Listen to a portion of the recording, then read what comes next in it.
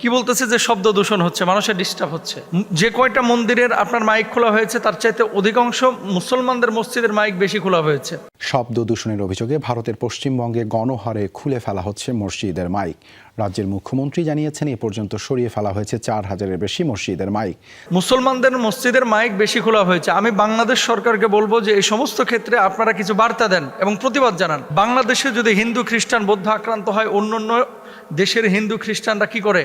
প্রতিবাদ করে। কিন্তু পশ্চিমবাংলায় একটার পর একটা মুসলমানদের উপরে এরকম একটা দায় চাপিয়ে দেওয়া হচ্ছে অথবা আইন করে মুসলমানদের আবেগ ইমোশনের উপর আঘাত করা হচ্ছে। কেউ কিন্তু কোনো কথা বলতেছে না। আবার আমরা যখন কথা বলি তখন বলা হয় আপনি বাংলাদেশের নাগরিক, আপনার বলার দরকারটা কি? দেখেন, আল মুসলিমু কা জাসাদিন ওয়াহেদ, সারা পৃথিবীর মুসলমানরা হচ্ছে একটা দেহের মতো।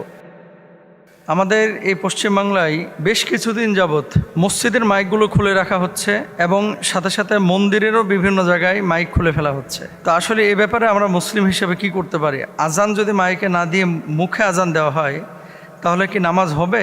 আসলে সাধারণ মানুষ যারা অনেকে অনেকভাবে কিন্তু আমরা চিন্তা করি। কিছু কিছু জিনিস দেখবেন যেটা নামাজের মুস্তাহাব পর্যায়ের আমল অথবা সুন্নাহ পর্যায়ের আমল, যেগুলোকে আমরা প্রাধান্য দিই আলহামদুলিল্লাহ, কিন্তু মনে করি যে এটা না হলে মনে হয় নামাজ হবে না। প্রথমত এই কনসেপ্টটা যে আমাদের শরিয়ার কোন বিধানটা কিভাবে আছে, এটা আমাদের ক্লিয়ার একটা কনসেপ্ট, একটা ধারণা রাখতে হবে। রাসূল সাল্লাল্লাহু আলাইহি ওয়াসাল্লামের জামানায় মাইক ছিল না, এখন মাইক আছে, মাইক আজান দিচ্ছে। এই যে ভারতে এই মমতার পরে এই শুভেন্দু অধিকারী ক্ষমতা আসার পরে কিন্তু এই প্রবলেমগুলো বেশি হচ্ছে। কি বলতেছে যে শব্দ দূষণ হচ্ছে, মানুষের ডিস্টার্ব হচ্ছে। তো শব্দ দূষণ তোমরা যখন পলিটিক্যালি মাঠে ঘাটে প্রতিবাদ সমাবেশ করো, নিজেদের সমস্ত কথাগুলো জাহের করো বিভিন্ন মাঠে, সেটা দলীয় প্রোগ্রাম হোক, রাজনৈতিক প্রোগ্রাম হোক, সেখানে কি আসলে পরিবেশ দূষিত হয় না? সেই জায়গাগুলোতে মাইক ব্যবহার করা হয় 250, 300, 500 পর্যন্ত। আর মসজিদের 1টা 2টা 3টা মাইকে নাকি পরিবেশ দূষণ হচ্ছে। তারপরেও যেহেতু এটা হিন্দু রাষ্ট্র, তারা ধর্মীয় সহানুভূতির কথা সবসময় বলে, কিন্তু নিজেরা আসলে ধর্মীয় ব্যাপারে উদার না।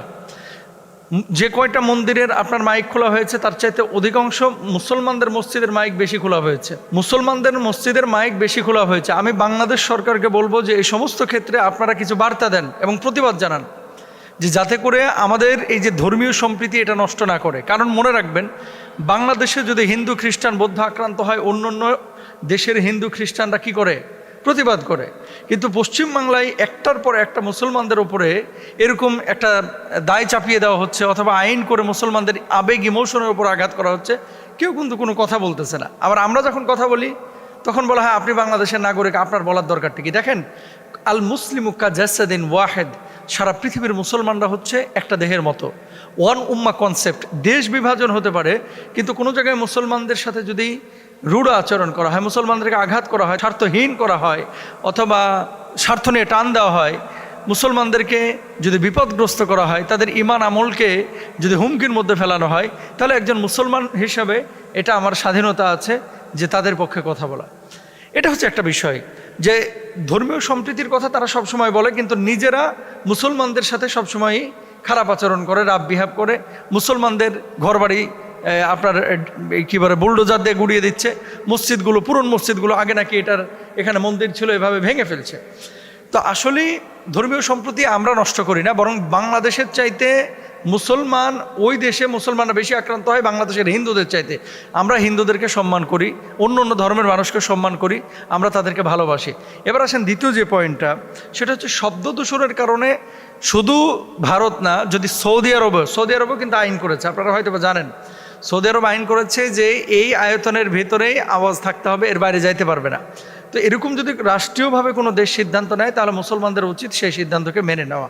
কারণটা হচ্ছে কি, মাইকে আজান দেওয়া এটা ফরজও না, এটা ওয়াজিবও না, এটা মানে নামাজ শুদ্ধতা বা বিশুদ্ধতার সাথে সম্পৃক্ত কোনো বিষয় না। এটা হচ্ছে রাসূল সাল্লাল্লাহু আলাইহি ওয়াসাল্লামের শেখানো মাসনুন একটা পদ্ধতি, যে আজানের মাধ্যমে কি করা, মানুষকে মসজিদে ডাকা বা আজানের মাধ্যমে মানুষকে নামাজের দিকে আহ্বান করা। এখন যদি মৌখিকভাবে আপনি আজান দেন, আপনার নামাজে কোনো ক্ষতি হবে না এবং এটা নিয়ে এত পেরেশান হওয়া যাবে না। সৌদি আরবে আইন করেছে, দুবাই আইন করেছে, কাতার আইন করেছে। মসজিদের মাইকের ব্যবহারের ক্ষেত্রে কিছু সীমাবদ্ধতা আছে। এখন দুবাই, কাতার, সৌদি আরব তারা কিছু ছাড় দেয়, কিন্তু অন্য অনেক দেশ আছে ইউরোপেও যে মসজিদের মাইক ব্যবহারের ক্ষেত্রে তারা আইন কানুন করে। তো মুসলমানরা যদি মনে করেন আপনারা যে এই আজান আমি যদি মাইকে না দিই নামাজের কোনো ক্ষতি হবে কিনা এটা ভুল, বরং মৌখিকভাবে আজান দিলেও নামাজ হয়ে যাবে, কোনো সমস্যা নাই।